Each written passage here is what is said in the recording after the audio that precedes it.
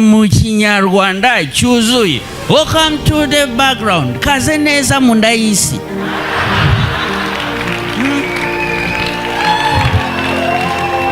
Si ibintu byoroshye. Hari igihe cyageraga akaba ashobora kumpa amafaranga yari ayo kwishyura inzu, akayama nkajya kwishyura minerivare. Inyuma y'ubwamamare bwa bamwe mu byamamare bitandukanye haba hari ibitambo byinshi kandi bikomeye. Ubwamamare bwa bamwe buba bwarababijije ibyuya, baba barabukobokeye, nyamara mwe mwababona bashashagirana mukagira ngo niko byahoze, mukagira ngo ahari bavukiye mu miryango ikomeye yabagize abo bari bo uyu munsi. Nyamara abarimo Rusine Patrick suko bimeze. Rusine uko mumubona yavukiye mu muryango usaba umunyu, ubuzima bugoye, byongeyeho kandi yarezwe na mama we gusa. Mama we yamugwaniye urugamba rutoroshye mu buzima bubi bari babayemo, yamushakiraga ibyo kujya ndetse amurihira n'amashuri. Akaba ashobora kumpa amafaranga yari ayo kwishyura inzu, akayama nkajya kwishyura minerivare. Uzi kujya ku ishuri uzi ko nta nzu bari bubemo ngo niba bimeze, ariko ukihangana ukagenda ukiga uzi ko nayo atuzuye, uzi ko bari buze kubirukana n'ubundi.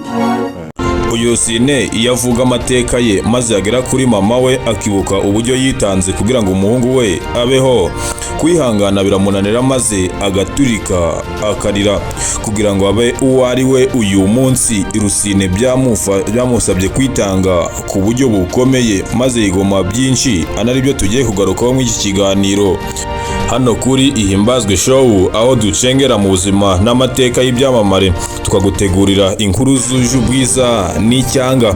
Nukunda ibyo dukora ukande subscribe, nukundi iyi video kandi ukande like unayisangiza abandi. Nge numva ndi Ihimbazwe Jean d'Amour. Ikaze nanone. Uyu mugabo amazina yiswe n'ababyeyi be yitwa Rukundo Patrick, yamamaye nka Rusine mu bijanye n'urwenya ndetse n'itangazamakuru, aho azwi nk'umunyamakuru wa Kiss FM. Izina Rusine avuga ko ari izina yahawe na sekuru akiri umwana muto. Uyu mugabo wamamaye ku izina rya Rusine yaje no kwamamara ku izina rya Temisi cyangwa se Rutemisi muri filime y'uruhererekane ya Clapton Kibonke yitwa Umuturanyi series. Rusine yavukiye mu murenge wa Gitega, aho ni mu mujyi wa Kigali. Amashuri abanza yayarangirije mu Gitega, aho ngaho yavukiye. Ayisumbuye yayarangirije i Nyanza muri SL, aho yigaga imibare, ubutabire n'ibinyabuzima MCB. Yaje no kongera kwiga arangiriza amashuri ye muri Kaminuza Nkuru y'u Rwanda, aho yigaga imitekerereze n'imibanire ya muntu, education psychology. Ubwo aho ngaho hari muri Kaminuza Nkuru y'u Rwanda ishami rya Huye. Asoje kwiga yanditse igitabo ku rwenya, aho yerekanye ko urwenya rwakoreshwa mu kuvura abagwayi maze bakagarura icyizere.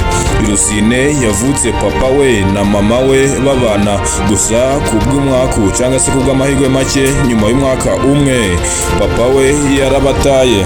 Papa we yabataye ku mpamvu Rusine atazi, gusa ngo nubwo byagenze bityo ngo ise aramuzi ndetse bajya bavugana, ndetse ngo nta nubwo amwanga kubera ko wasanga wenda kuba baratandukanye biva ku makosa wenda yari yakozwe na Mary we, ahari ngo ntawamenya. Gusa ngo icyo Rutemisi cyangwa se Rusine atifuza ni ukuzaba nka papa we, agata umuryango we cyangwa se agata urugo rwe. Birahari njye kubasura nta kibazo, biba byararangiye, ariko nta na blame mushyiraho.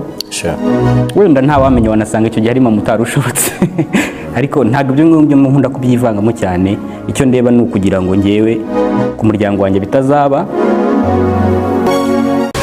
Mama we yabareze wenyine, amafaranga y'ubukode yaraburaga, ariko mama we akamushakira amafaranga yo kujana ku ishuri. Ikibabaje kurushaho ngo nuko nayo mafaranga atabaga yuzuye.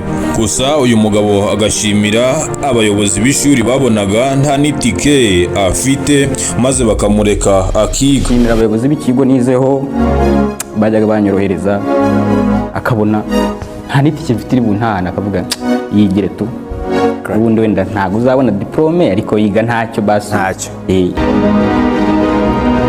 ubwo Rusine yigaga i Nyanza nibwo yatangiye kugaragaza impano ye ya komedi. Mu mwaka wa 2017 ubwo yari arimo asoza ayisumbuye yateguye igitaramo aho buri muntu yagombaga kwinjira atanze igiceri cy'ijana. Aho ngaho hinjiye abanyeshuri basaga 400 maze hakusanywa amafaranga agera ku bihumbi 40. Gusa kubera ko bari bagiteguye ari abantu 49, buri wese yatwaye 750 gusa kubera uyu Rusine yari umwe mu bakomeye bagiteguye, we yatwaye icyabiri ni 200 by'amafaranga y'amanyarwanda. 2018 asoje amashuri yisumbuye rero yashatse kwinjira mu gukina komedi bya kinyamwuga, gusa ngo byari bigoye cyane kubera ko yewe ngo nta na smartphone yagiraga muri icyo gihe. Nyina rero yumvishe igitekerezo cy'uyu muhungu we maze aramushyigikira, ndetse amufasha no kumushakira amafaranga ibihumbi 14 ngo yifashishe, ariko aya mafaranga ntacyo yamaze, ntacyo yavuyemo kubera ko ngo yashize ku ikubitiro. Aya mafaranga akimara kumushyirana yegereye inshuti ze ebyiri maze zimuguza amafaranga ibihumbi 20 maze hatangira gucuruza udukweto utungutu twa Masayi.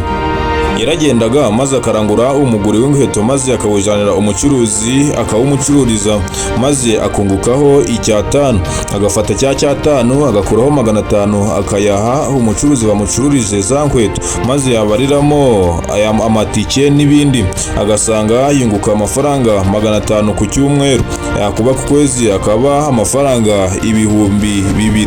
Ayo mafaranga niyo yifashishije ashaka uwamuzamura.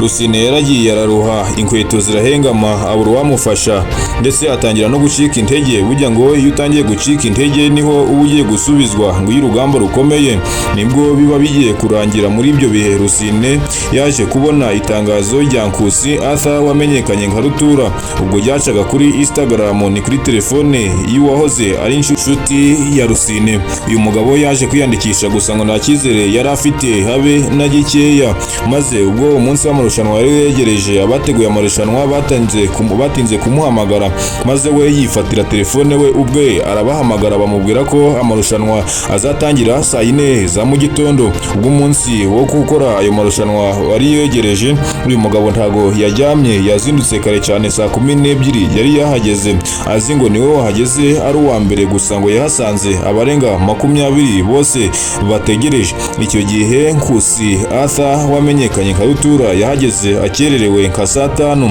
Icyo gihe ngo yari kumwe na Clapton Kibonke wagombaga kumufasha guhitamo. Icyo gihe ngo Rusine yagiye kuri stage ari uwa 23, ubwoba bwamwishe umubiri wose, dore ko yari yamaze nko kwihagarika inshuro 27 zose. Muri ayo marushanwa buri wese yagombaga guhabwa iminota 3 maze akerekana ibyo ashoboye mu minota 3 gusa. Mu minota 3 rero buri wese yaragenewe umunota umwe. Uyu Rusine yaraperforminze maze baramubwira ati rekeraho, maze aza kugira ubwoba bwinshi, yagize ubwoba bwinshi agira ngo wenda arabyishe maze asaba gusubiramo. Aba bagabo baramubwira bati reka ibyo twagombaga kureba twabibonye, ati vayo. Uyu mugabo yahise yambikwa umupira wa Seka Rising Star maze atangira kwitabira ibitaramo bigiye bitandukanye, birimo ibitaramo bya Seka Live na Seka Festival.